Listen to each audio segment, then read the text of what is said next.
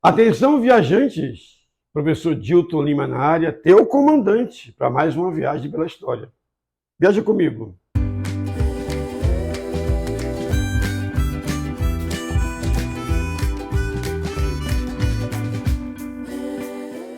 Bem, meus queridos, a gente vai fazer uma viagem hoje sobre a colonização do Brasil, que é importante para entender o processo o processo da presença lusitana aqui no Brasil. Mas antes, é muito importante que você nos ajude. Se inscreva nesse canal, né? Dê aquele joinha, mas é muito importante que você compartilhe esse vídeo com outros amigos seus.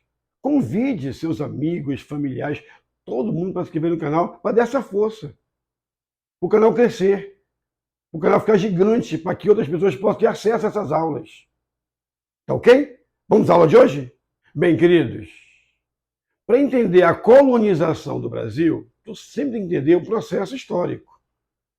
Lembra que a gente faz parte de uma intervenção lusitana que vem para cá para montar um projeto econômico. Observa bem essa imagem.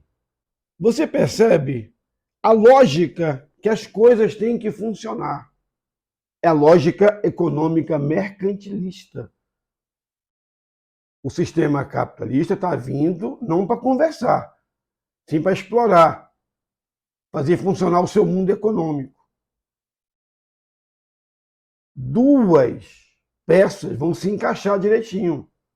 A presença do Estado, que vai fazer funcionar o sistema colonial aqui no Brasil. Por isso que o Brasil vai ter que ser uma colônia que tem que atender esse mundo mercantilista. Bem, queridos, você sabe que o Brasil, a nossa história, os nossos momentos, tem que entender ligado ao sistema capitalista mundial. Os portugueses virão para cá para montar um projeto econômico, dentro de uma lógica econômica. E tudo começa onde? No século XVI. Observe essa imagem que eu vou te explicar bem direitinho, tintim por tintim. Me acompanha. Você está percebendo toda a divisão do mundo. Já existe o Tratado de Tordesilhas, assinado em 1494, no final do século XV, que propôs uma partilha entre as duas irmãs ibéricas, Portugal e Espanha. E você vai ter que entender justamente a relação de Portugal com o Brasil, que é o chamado sistema colonial.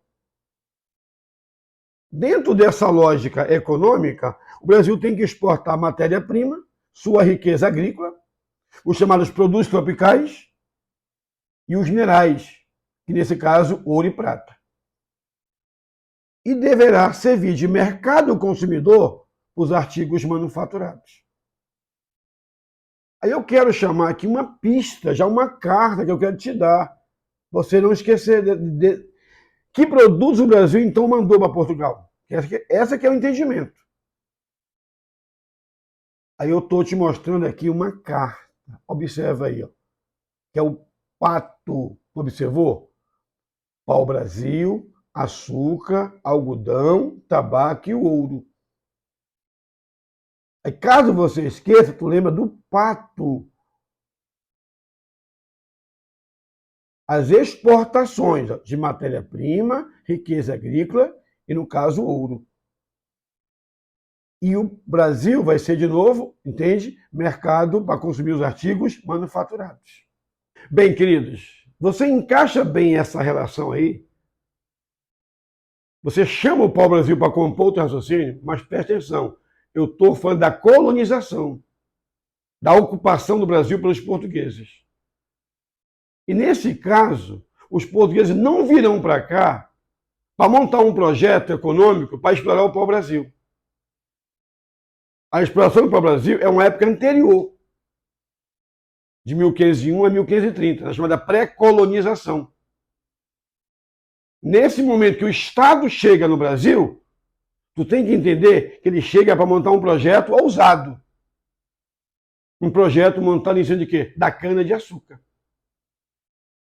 E a pergunta que é óbvia, por que investir em açúcar? Quem responde é o sistema. Lá na Europa é um produto bem vendido. E outra coisa, a Europa não fabrica açúcar. Então, se é bem vendido e lá não tem, então o seu preço é o quê? Altíssimo. Ou seja, fabricar açúcar vai gerar altos lucros para o sistema. Então, pessoal, vamos entender onde começou o projeto, como começou toda a lógica, o início de tudo. Então, eu vou ter uma expedição que vem em nome do Estado, não esqueça disso. A expedição de quem? De Martim Afonso de Souza. O Martim Afonso de Souza, ele vai fundar aqui uma vila, a chamada Vila de São Vicente. São Vicente, para quem não sabe, fica perto de Santos. Então, hoje seria onde? Região de São Paulo. Que para a nossa localização de história, isso é o sul do Brasil. Então, a expedição de Martim Afonso vem e instala essa vila. E justamente o senhor Martim Afonso já vai começar a instalação do primeiro engenho. E para que serve o engenho? Qual é a função do engenho? O engenho é a estrutura que fabrica açúcar. Tá ok? Ó, 1532, século XVI. Então eu já entendo que os portugueses estão montando uma lógica econômica. Se eu tenho a ação do Estado vindo para ocupar, isso é colonizar o Brasil, povoá-lo. E o teu entendimento sempre é dentro de uma lógica econômica. Povoar, ocupar, para poder fazer alguma coisa dentro da economia. E qual é o projeto? Já que o Brasil não tem ouro, lembra que eles querem ouro. Mas o Brasil não atende a esse ouro. Então montar-se aqui um projeto agrícola, tendo o açúcar como carro-chefe. Bem, queridos, produção de açúcar começou aonde? São Vicente, beleza. São Paulo. Mas o meu grande polo não será São Paulo, senhores. O polo econômico, a estrutura vai ser montada onde? No Nordeste. Especialmente onde? Pernambuco. Porque lá tem clima e o solo favorável para o plantio dessa cultura. Como o Brasil começa a responder na expectativa do lucro, então o Estado quer a parte dele. Lembra que o Estado não faz nada que ele não ganhe. Tu sabe que tem que pagar coisa ao Estado, taxas, tributos. Então o Estado, sabendo que o processo está dando resultado, vai mandar um administrador para ser o seu gerente geral aqui. Alguém que deve cuidar das relações políticas aqui no Brasil.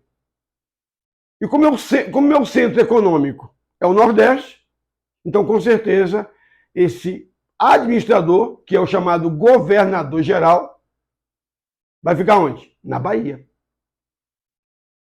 Tanto é que Portugal enviou o primeiro governador geral, o senhor Tomé de Souza. E ele vai instalar a primeira capital, Salvador, que foi a nossa primeira capital do Brasil. Então você percebe que o Nordeste já foi o centro econômico e político do Brasil. Em que época? Período colonial. A época em que o açúcar foi importante. E que época foi essa? Século XVI e XVII. Está viajando? Está entendendo a lógica econômica? Nada de decoreba, é entender dentro da economia. Já sabemos que é o Nordeste, o centro econômico. Já sabemos que a estrutura política vai ser montada onde? Lá na Bahia. Tanto é que Salvador foi a primeira capital do Brasil, Tomé de Souza, seu primeiro governador geral.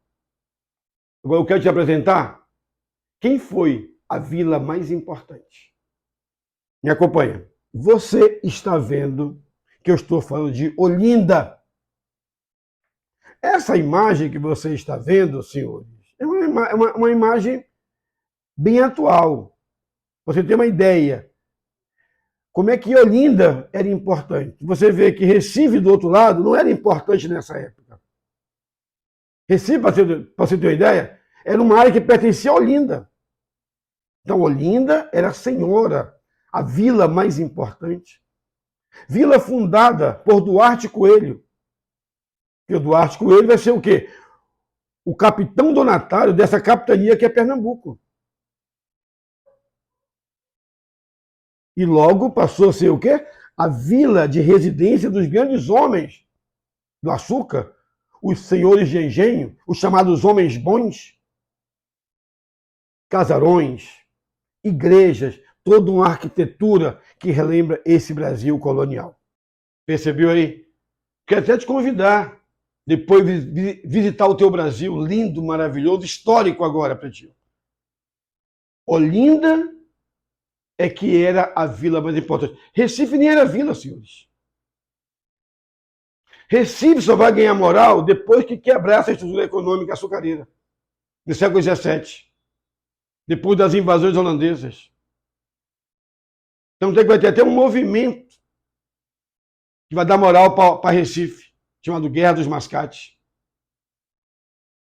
Beleza pura?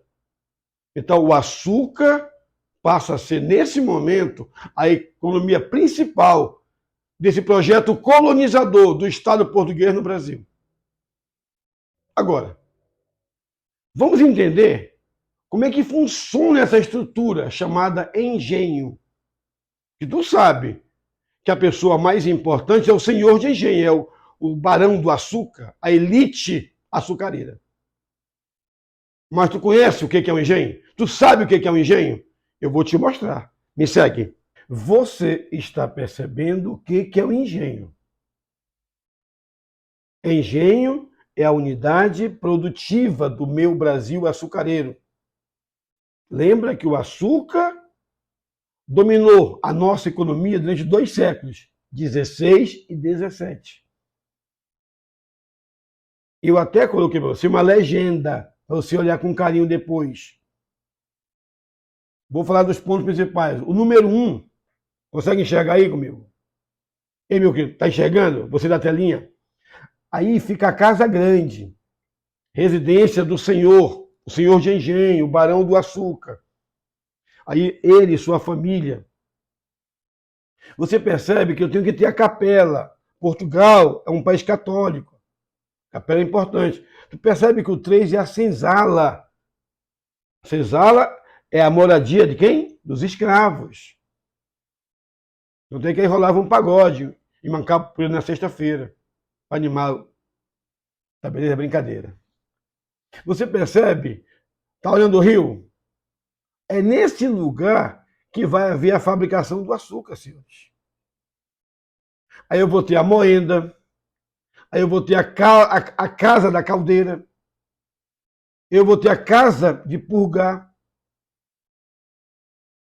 Você percebe lá na parte de trás, eu tenho a moradia dos homens livres. Lembra que eu não tenho só escravos.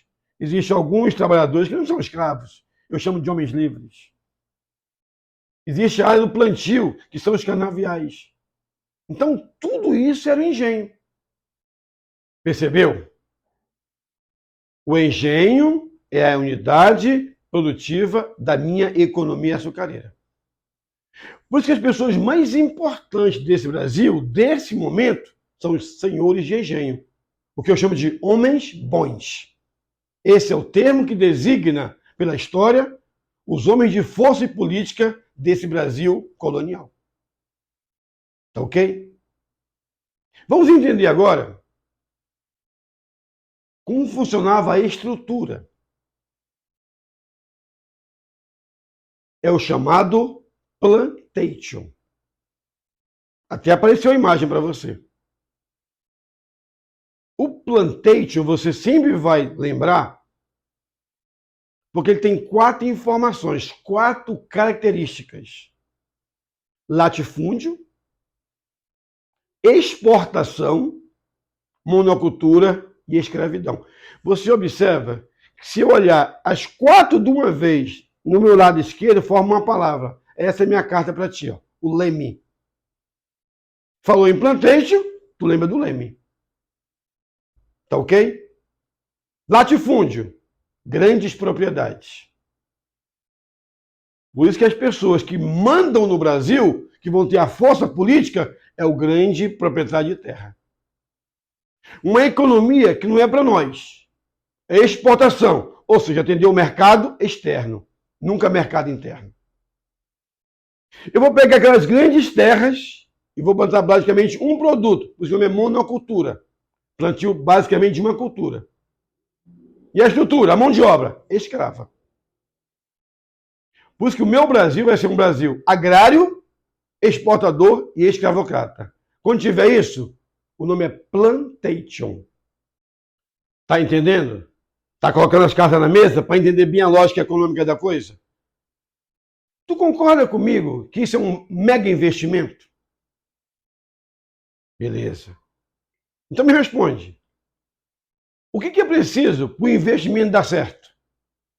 Já que eu vivo o capitalismo. Não é capital? Presta atenção. Portugal não tem capital para bancar esse projeto.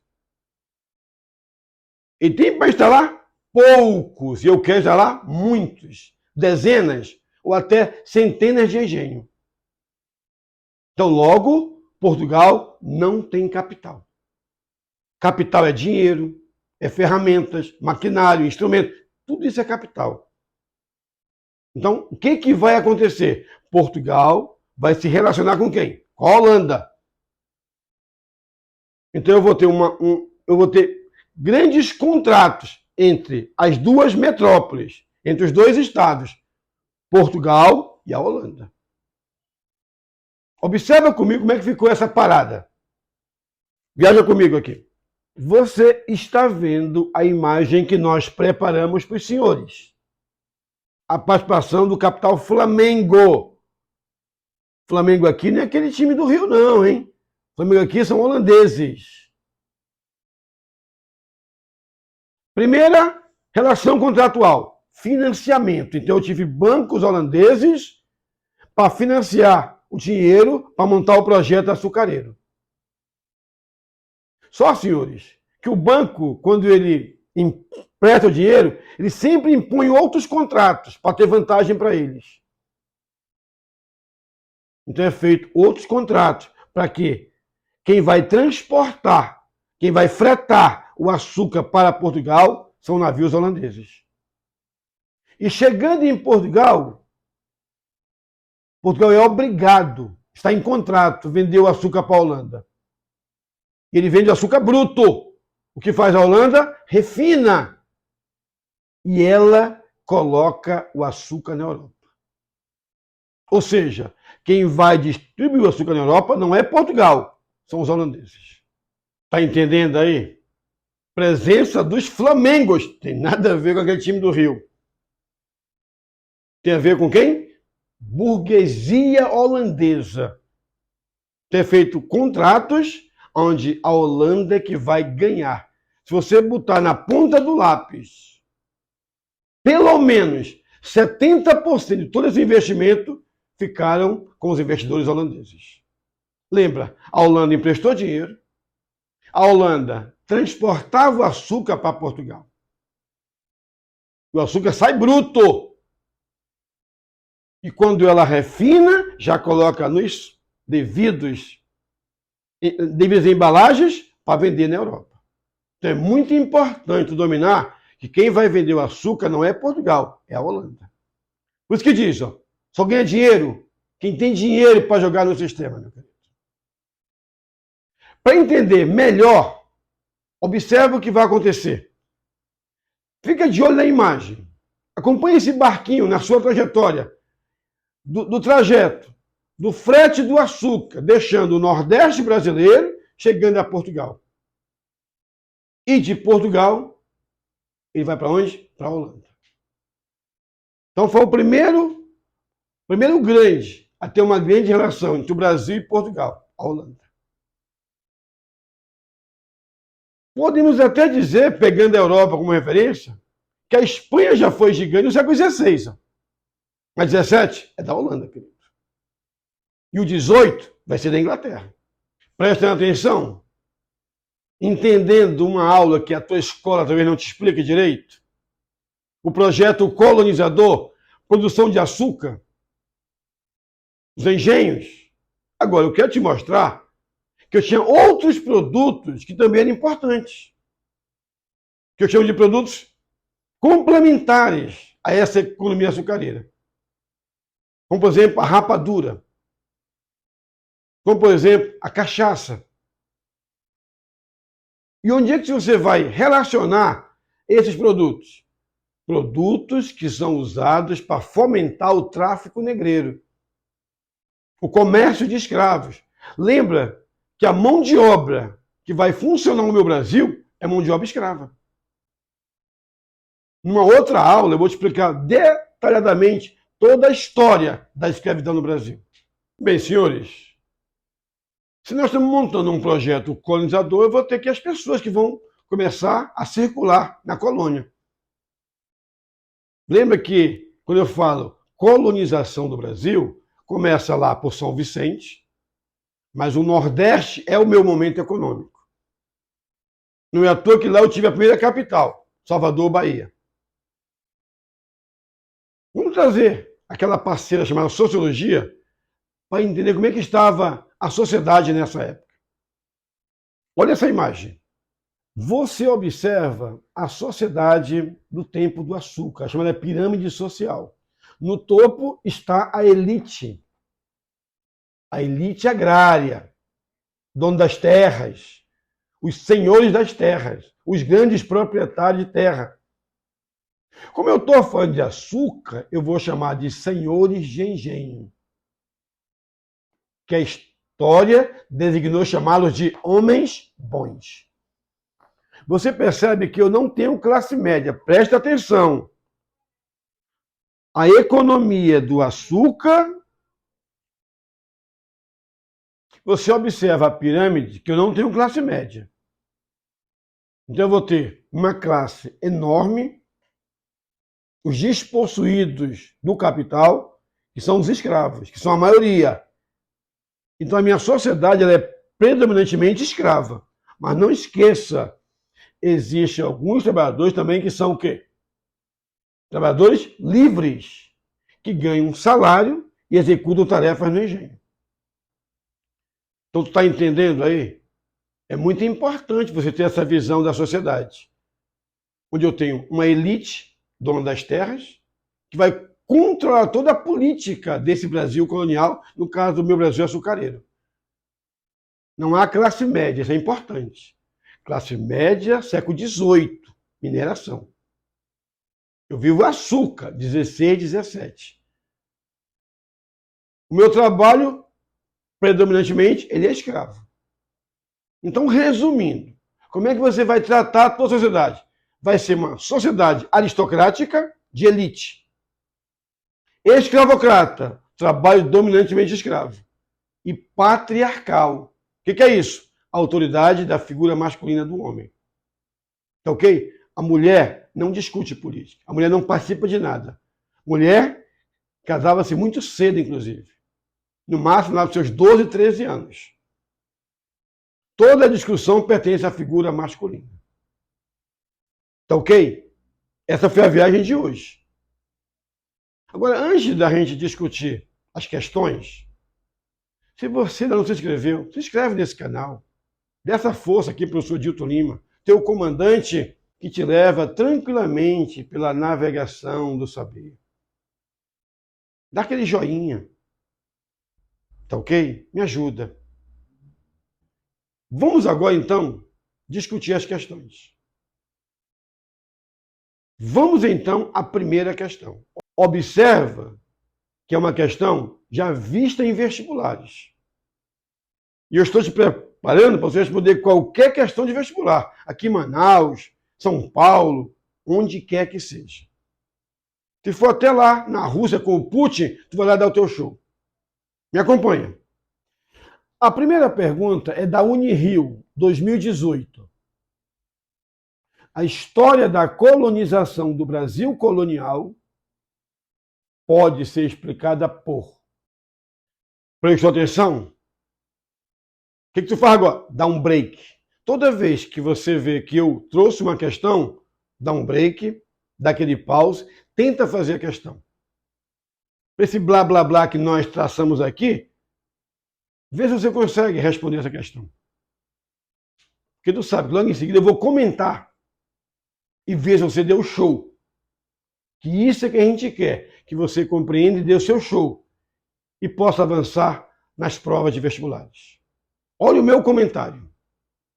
Vou trazer novamente a questão e vou comentando com vocês. Essa pergunta que veio na Unirio, nem precisa ser um doutor em história. Tu vai matar a questão só pela tua visão das relações econômicas, de poder entre a estrutura europeia, no caso lusitana, com o Brasil. Lembra que o Brasil ele tem que atender ao sistema. Nós vamos aqui fazer um projeto agrícola, ok? Destinado à exportação. E tu já sabe que aqui o projeto agrícola foi o quê? Cana-de-açúcar. Portanto, aqui a resposta é a letra B de bola. Tu não pode marcar a letra C. Ele fala é atender o mercado interno, se você já sabe que é para atender a exportação. Tá ok, meus queridos? Deu o teu show? Né, que é fácil a história? Comigo aqui no comando fica fácil, meu querido. Vou te deixar uma questão para refletir comigo, uma questão do Enem agora. Para você ver que o Enem, que é o bicho-papão, em história vai dar o show. Olha essa questão. Enem 2016.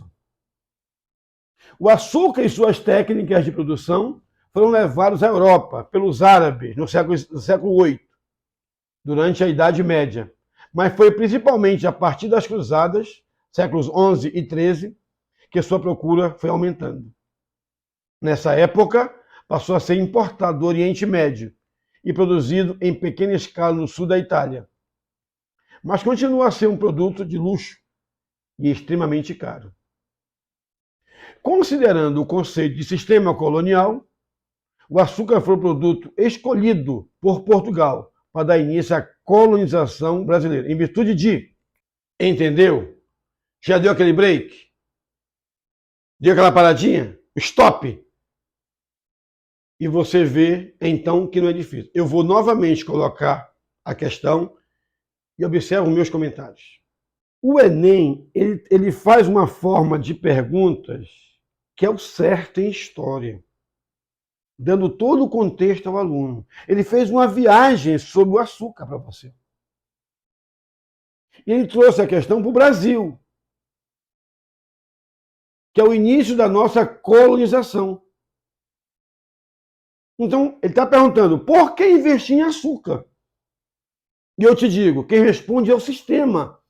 Você investe num produto que dá o quê? Lucro. Ninguém faz investimento para ter prejuízo. E naquele momento, o açúcar respondia a isso. É um produto de bastante força comercial e altamente lucrativa. Portanto, a resposta é a letra A de amor. É isso. É o show tá dado, querido. Essa foi nossa aula de hoje, a nossa viagem. Continue estudando, perseverando. Eu te encontro em outros vídeos. Que Deus abençoe e até a próxima.